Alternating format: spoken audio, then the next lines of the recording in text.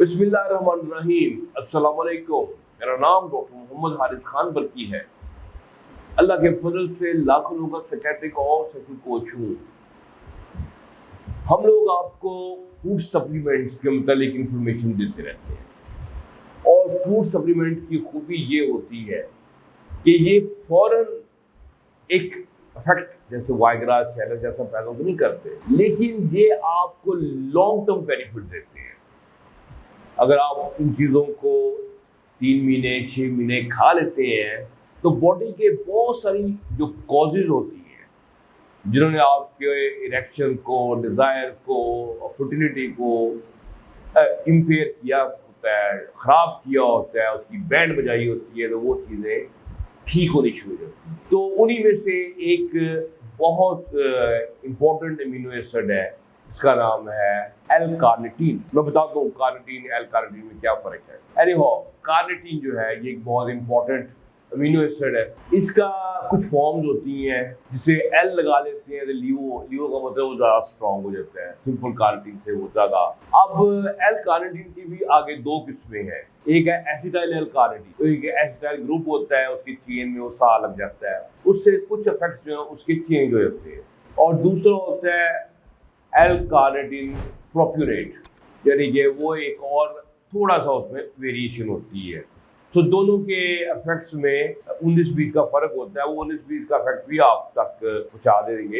And में सबर इंसान है, इतना भी गाय। पहले तो आपको बताएंगे कि एल कार्निटीन जो है ये कहाँ से आया है, किधर से आया है, ये क्यों आया है, फायदा क्या है इसका। बात ये है कि एल कार्निटीन जो है ये हमारे बॉडी में कई फंक्शन करता है। उसमें सबसे पहले जो है ना आपकी एनर्जी प्रोडक्शन है, और ये आपके सेल लेवल पे जाता है, आपके माइटोकॉन्ड्रिया के लेवल पे जाता है, वहाँ जाकर रिएक्शन में पार्टिसिपेट करता है और आपका जो सेल की एनर्जी है ये प्रोड्यूस होती है, जो कि आपकी ट्रांसलेट होती है इनटू द बॉडी एनर्जी। तो इसको मतलब ये बॉडी के एनर्जी के अंदर भी एनर्जी पैदा कर देता है, क्योंकि ये सेल के अंदर एनर्जी पैदा कर रहा है।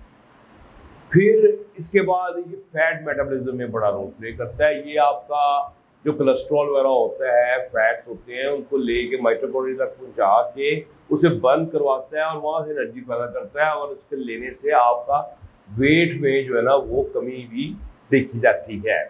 ठीक है। अच्छा, फिर इसके बाद जो कार्निटीन है ये टेस्टोस्टेरोन की प्रोडक्शन में इसका बड़ा रोल है, क्योंकि टेस्टोस्टेरोन की प्रोडक्शन जो है ये डिपेंड कर रही होती है आपकी इन्फ्लेमेशन आपके अंदर कितनी है, उसको ये कम कर देती है। ये as a antioxidant reactive oxygen species बना रहा होता है, जिससे रिएक्टिव ऑक्सीजन स्पीशीज को एब्जॉर्ब कर लेता है। उससे आपका जो हमारे टेस्टिस का है इसका एनवायरनमेंट जो है, उसके जो सेल हैं लिगेंड सेल जो कि टेस्टोस्टेरोन बनाते हैं, उसका एनवायरनमेंट अच्छा हो जाता है। वो अपने ज़्यादा नीट एंड क्लीन एनवायरनमेंट में ज़्यादा अच्छा काम करते हैं। फिर उसके माइटोकॉन्ड्रिया को भी जाके एक्टिवेट करता है, जिससे निकलता है बॉडी के अंदर टेस्टोस्टेरोन की प्रोडक्शन बढ़ जाती है। जब टेस्टोस्टेरोन की प्रोडक्शन बढ़ेगी तो क्या हो, क्या नहीं होगा। मेरा मतलब है बंदा मैन बन जाएगा, ख्वाहिश जोश जज्बा, लड़की देख के लगेगा पकड़ो, जफ्फी डालो, पसलियाँ तोड़ दो, दांत काट लो, ऐसी एनर्जी पैदा होती है, ऐसी ख्वाहिश पैदा होती है।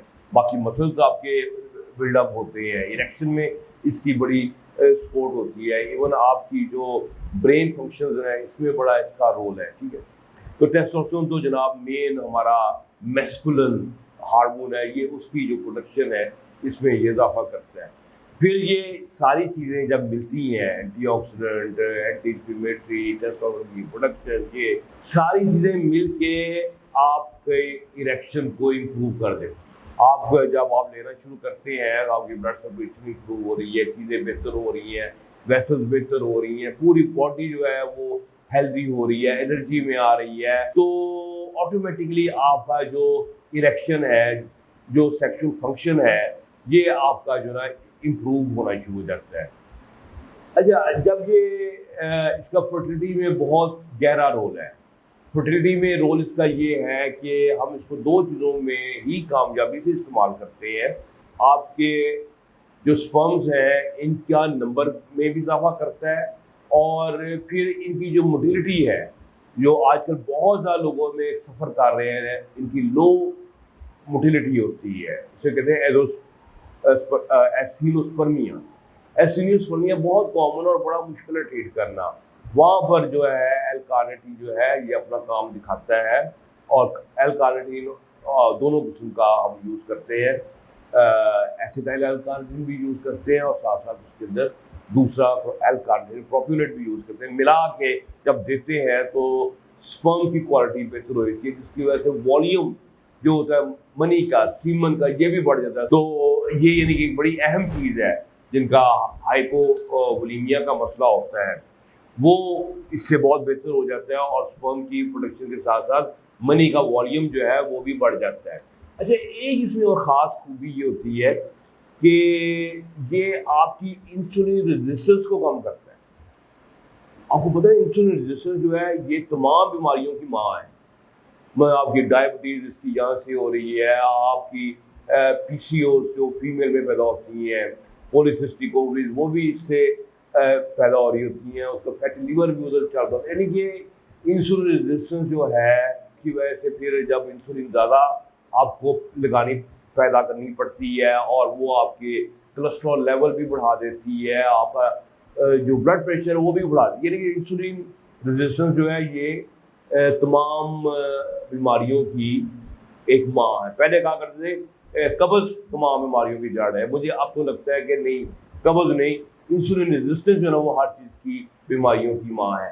तो जनाबी वाला ये इंसुलिन रेजिस्टेंस को कम कर देता है, जिसकी वजह से आपका वेट लॉस भी आता है और आपकी इंसुलिन की प्रोडक्शन जो है वो कम हो जाती है। कम होने का मतलब ये नहीं है कम इंसुलिन से ज़्यादा इफेक्ट पैदा होना शुरू हो जाता है, और ये सबसे अहम बात है। अच्छा, अब ये जो एल-कार्निटीन की खूबी है कि ये खाली मर्दों का के लिए कामयाबी से इस्तेमाल नहीं होता, ये औरतों के लिए भी बड़ा अहम है। इनफर्टिलिटी में ये बड़े कॉमनली दिया जाता है, खासतौर पर लोगों के जिनके अंडे नहीं सही बन रहे होते, उनके एग की प्रोडक्शन में इसका रोल है। फिर उसके अलावा PCOS पॉलीसिस्टिक ओवरीज में इसका बड़ा अहम रोल है। इसको मरीजों को हम देते हैं और ज़रूर देते हैं, ताकि उसको देने से औरत का वजन भी कम होता है, और जो पॉलीसिस्टिक ओवरीज के मुख्तलिफ किस्म के सिम्टम्स आ रहे होते हैं इसकी वजह से, PCOS की वजह से, ये सिम्टम्स जो हैं उनके कम हो जाते हैं। तो ये इसका मतलब है कि इसको औरत भी ले सकती हैं और इसको मर्द भी ले सकते हैं।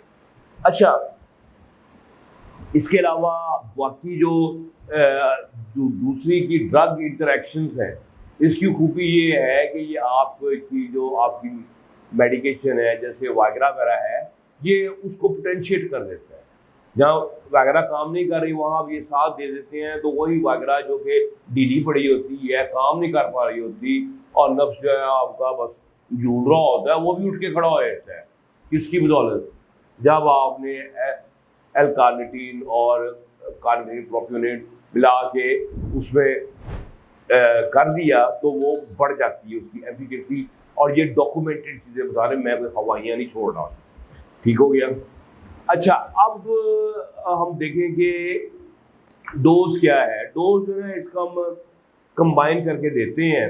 एल-कार्निटीन जो है ये ज़्यादा असल में जो एसिटाइल एल-कार्निटीन है वो ज़्यादा आपके ना कॉग्निटिव फंक्शन यानी अक्ल को ठीक करना, ब्रेन के फंक्शंस को ठीक करने में, इसका आपकी डिप्रेशन वगैरह इन चीज़ों में ज़्यादा काम करता है। और जबकि दूसरा कार्निटीन जो है एल-कार्निटीन प्रोप्योनेट, ये ज़्यादा आपकी वेसल्स को खोलने में, इरेक्शन पैदा करने में, आपके टेस्टोस्टेरोन की प्रोडक्शन में ज़्यादा रोल प्ले करता है। ये नहीं कि दोनों एक दूसरे के साथ ओवरलैप नहीं करते, ओवरलैप बहुत करते हैं, लेकिन मैंने जो एक स्लाइट डिफरेंस है between acetyl L-carnitine and L-carnitine में, वो मैंने आपको बताया है। इसको कंबाइन करके देते हैं 500 मिलीग्राम सुबह शाम एक कार्निटीन देते हैं, और दूसरा कार्निटीन भी जो है वो भी 500 मिलीग्राम सुबह शाम हम दोनों मिला के देते हैं। यानी कि ये टोटल 2000 मिलीग्राम बन जाएगा, फिर जाके ये अपना काम करता है। लेकिन बहरहाल ये एक बहुत ही मुफीद किस्म का सप्लीमेंट है। ये हमारा बड़ा साथी है, क्योंकि सेक्स में हमें मुख्तलिफ किस्म के हमें चाहिए होते हैं हथियार।